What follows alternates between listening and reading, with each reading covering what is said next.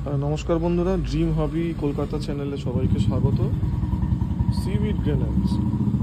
Seaweed Granules আমরা কীভাবে গাছে অ্যাপ্লাই করব, কতটা অ্যাপ্লাই করব, অ্যাপ্লাই করার পর কি করব, সিউইড গ্রানুলস অ্যাপ্লাই করার কতদিন পর আমরা ফার্টিলাইজার দিতে পারবো আবার, বা তার কতদিন আগে ফার্টিলাইজার দেওয়া যাবে, যাবতীয় জিনিস আজকে ভিডিওতে আলোচনা করব। তাই ভিডিওটি স্কিপ না করে সম্পূর্ণ দেখার অনুরোধ রইল।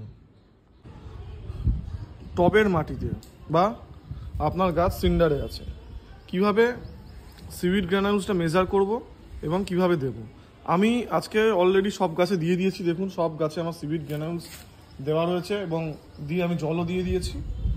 শুধু একটা গাছই বাকি রেখেছি, সেটা হাতে কলমে একটু আপনাদেরকে দেখাবো বলে। এই গাছটা দেখুন সিন্ডার মিডিয়াতে আছে, এই গাছটা সিন্ডার মিডিয়াতে রয়েছে এবং এর রুট বল কিন্তু আমি ভাঙিনি। কারণ ব্যাপারটা হচ্ছে, যদি আপনার শিকড়ের ভালো গ্রোথ থাকে, রুটের গ্রোথ যদি ভালো থাকে, তাহলে আপনাকে রুট বল না ভাঙলেও চলবে, রুট বল না ভেঙে বসালেও চলবে।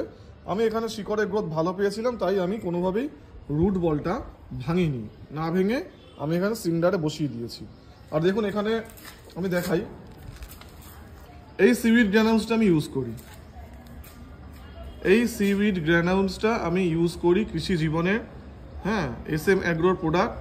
কেউ যদি নিতে চান, আমি SM অ্যাগ্রোর ফোন নাম্বার দিয়ে দিচ্ছি, আপনারা ডেসক্রিপশন বক্সে দেওয়া আছে নাম্বার, আপনারা কন্ট্যাক্ট করে নিতে পারেন। তার সাথে আমি এই সিউইড গ্রানুলস ব্যবহার করি। আমি কিন্তু কোনো প্রমোশন করছি না, আমি জাস্ট যেটা ব্যবহার করি আমি কিন্তু সেইটাই বলছি। আমি কিন্তু কোনো প্রমোশনাল ভিডিও করছি না। কতটা নেব? আপনার এই পাঁচটা আঙুলে যতটা সিউইড গ্রানুলস ওঠে, আরেকটু উঠবে, এইভাবে নেবেন, নিয়ে এই চারিদিকে ছড়িয়ে দেবেন। আরেকটু সামান্য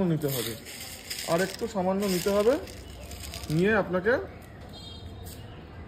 এইভাবে চারিদিকে ছড়িয়ে দিতে হবে। ছড়িয়ে দেওয়ার পর কি করব? ছড়িয়ে দেওয়ার পর আমরা ঠিক এরকম, এই যে গ্লাস জল, ঠিক এইভাবে জল দিয়ে ভিজিয়ে দেব, ভালো করে জল দিয়ে ভিজিয়ে দেব।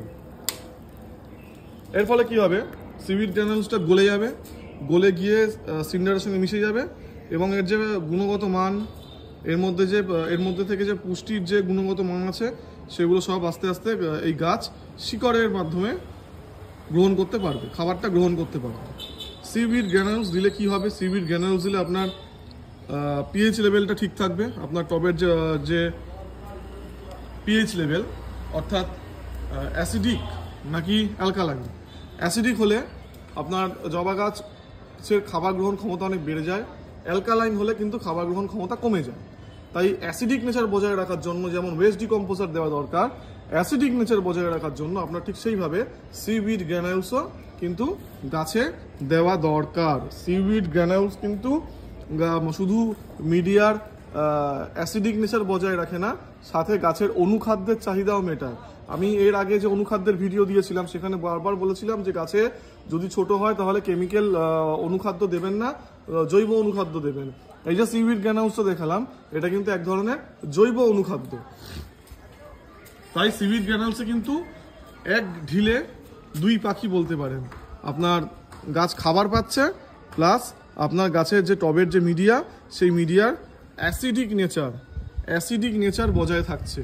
তাই অতি অবশ্যই আপনারা সিউইড গ্রানুলসটা ইউজ করুন। আমি যে কৃষি জীবনে ব্যবহার করছি, তার মানে এরম না যে আপনার কৃষি জীবনে ব্যবহার করতে হবে। যদি ব্যবহার করেন, আমি ডিসক্রিপশন বক্সে ফোন নাম্বার দিয়ে দিয়েছি, আপনারা তার সাথে যোগাযোগ করে আপনারা সিউইড গ্রানুলস নিয়ে নিন।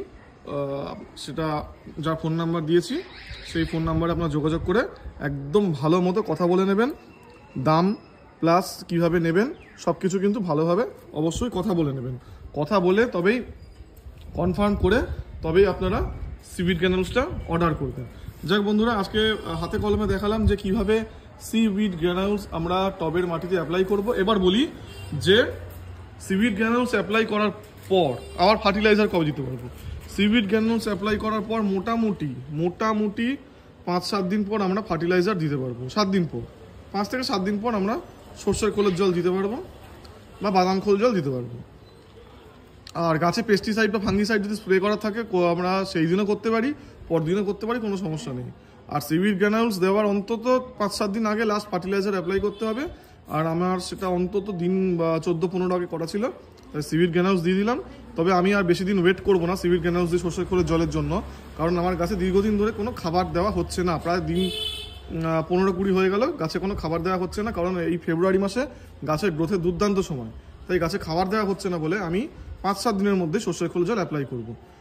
তাহলে বন্ধুরা সিউইড গ্রানুলস কীভাবে দেবো, কতটা পরিমাণ দেবো, আর মাসে আমরা এটাকে শীতকালে একবার, গরমকালে 2বার ব্যবহার করব, বর্ষাকালেও 2বার ব্যবহার করতে পারি। তাহলে সিউইড গ্রানুলস কীভাবে দেবো, কতটা পরিমাণে দেবো, মাসে কবার দেবো, সিউইড গ্রানুলস দেওয়ার আগে পরে কতদিন মানে একটা খাবারের গ্যাপ রাখতে হবে, বা ফাঙ্গিসাইড পেস্টিসাইড কতদিনের অন্তর স্প্রে করতে হবে, সবই ভিডিওতে বলে দিলাম। আশা করি কোনো সমস্যা থাকবে না, আপনারাও এইভাবে করুন। আপনাদের কিন্তু গাছে এরকম সুন্দর সুন্দর ফুল আসতে বাধ্য হবে। যারা চ্যানেলে নতুন এসেছেন অবশ্যই ভিডিওটা ভালো লাগলে চ্যানেলটি সাবস্ক্রাইব করে পাশে থাকবেন, এবং আপনাদের অন্যান্য বাগানি বন্ধুদের মধ্যে চ্যানেলটি শেয়ার করে দেবেন, যাতে সবাই এই ভিডিও থেকে যা দেখতে পারে, শিখতে পারে, বুঝতে পারে, জানতে পারে, যেরকম আপনারা আজকে দেখলেন।